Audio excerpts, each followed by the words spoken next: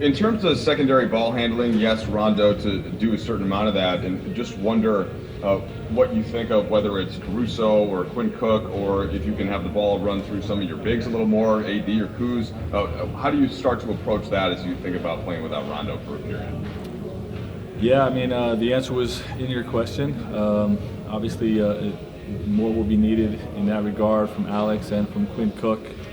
We have the ability to use our bigs, like you said, with Kuz and in particular AD, having the ability to bring it up and handle and initiate offense. But also like the prospects of seeing what Dion Waiters can do, and we've got two really good basketball players that we added late in our season that do different things, but equally as important. And with JR being able to shoot from the perimeter and a catch and shoot, being a big-time catch and shoot player, and Dion with the ability to make plays off the bounce. And losing Rondo puts more of a need on Dion's skill set. So I look forward to seeing what he can do more as we get into games. But all of those guys will pick up the slack. BT? Hi, Frank. How you doing today, man? What's up, BT? I'm doing good. Hey, look, you guys have had 2 practices so far, and now you've had your 3rd one coming up today, I guess. How have the first 2 gone, and what do you hope to accomplish during these practice sessions, especially now without Rondo being available? The first 2 practices have gone really well, aside from obviously losing Rajon. We've gotten a lot of teaching or re-implementing our habits, and a lot of drill work that carried over into the live portions of that after the fact. We were doing some really good things on that end of the floor that our guys picked back up very quickly, and it gave me more reason to be optimistic and hopeful about what we can accomplish this year, because we're tough to score on, and when you have 2 elite offensive players and a great supporting cast like AD and LeBron, if you add a dominant defense to that, you got a chance to do something special. So the first 2 practices were good ones, and we'll look forward to getting after it again tonight. Hey Frank, David Brenneman here. How did Rondo's injury occur? And then also, will you have any plans to formally incorporate him into your coaching staff in the meantime, or informally incorporate him in the meantime while he recovers? We're not sure exactly. He's not sure exactly how it happened. He just reported that as he was playing, it just started hurting a little bit more and more, and to the point where he got to a break, and asked to go over and have the trainers look at it, and was concerned something had happened, but he was not sure exactly what play it happened on. In terms of incorporating him, we've talked about it a little bit with our coaching staff.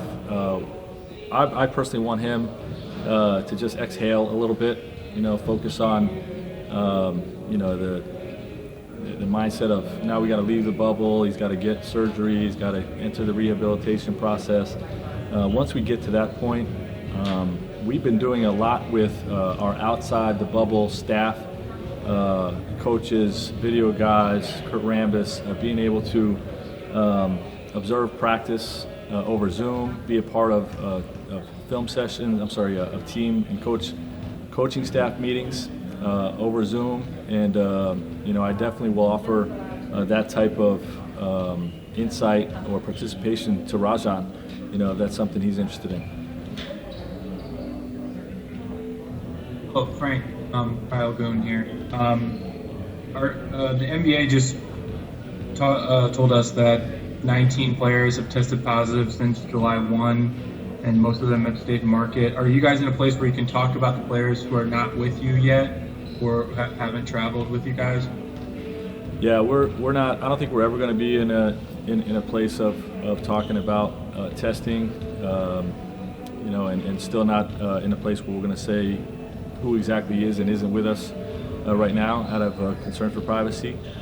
I did see the report, and that's from July 1, but I think the new report said something about 2 new ones, right, since we began the bubble, and I think that was to be expected, because with this virus there's an incubation period, so we all understand that we have to be extra cautious the first week or 2 that we're in here, and continue to be cautious throughout. but no surprise there. Hey Frank, it's Bill Oram. You kind of answered this question, but what you were just talking about those two cases while players were in quarantine, and then there's the fact that there have been a couple of players who have inadvertently broken the perimeter of the bubble. Is the fact that those players have been identified, and is that a sign of the system working and a sign of encouragement, or is the fact that that you've had these positive tests in quarantine, does that just reveal some of the things that can't be controlled? Well, I think Adam said it best. There's no 100% risk-free environment in the world, and we're trying to come as close as we can to that. And I believe that we've achieved it. It's compared to most of the world, we're in an extremely safe environment, but it doesn't mean that there's not going to be a positive test pop up here and there. And in particular, like we said during the first week or two, because of the incubation period, we all were outside the bubble as little as 3-4 days ago, and it takes some time. So I think that answers your question regarding that testing. Did I miss part of your question?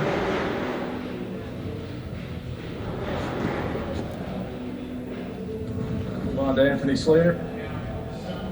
Hey, Coach, obviously Avery not being with you leaves a hole in your starting rotation. Are you going into this thinking open competition we'll see, or do you want to ticket somebody right away for that starting lineup and just kind of go for the first unit? Yeah, I mean, we'll always have an open competition, especially when we have practices and, leading up to, we've got 2 weeks before our first scrimmage and still another 17 days before our first game. But Kentavious Caldwell-Pope did a phenomenal job when Avery was injured early in the season.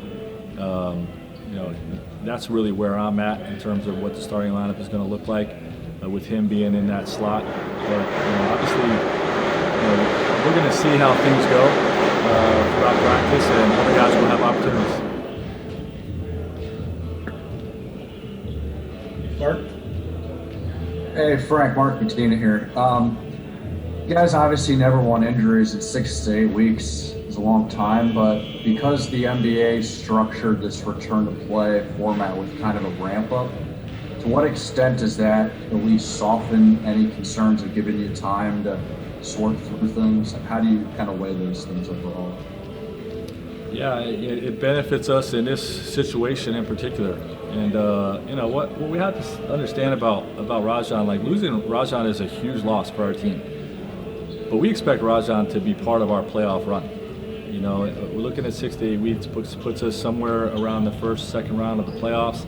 And we're very confident that he'll be able to get back and be a major factor for us in our playoff run. So having the seeding games, the way they've set up this sort of schedule benefits us in this situation for sure. Last question, Melissa. Hey Frank, Melissa Rowan here. LeBron recently reposted a video of Rondo shooting around and wrote playoff dough on it. Did Rondo show up in particularly good shape heading into the resumption of the season? And also I was wondering, is there concern over just like mentally what it's going to be like being in the bubble and not being able to play basketball for him, just like the mental toughness of that? He did show up in very good shape. We were all very impressed with how his body looked and how we put those guys through rigorous 1-on-0 workouts when we were only allowed to do individual work, and Rondo got through those very, very well. It was clear that he worked his tail off during the quarantine to stay in great shape, so we were happy with that. And in terms of him being in the bubble, he's actually going to leave the bubble and have surgery, and we'll do at least the preliminary part of his rehab outside the bubble.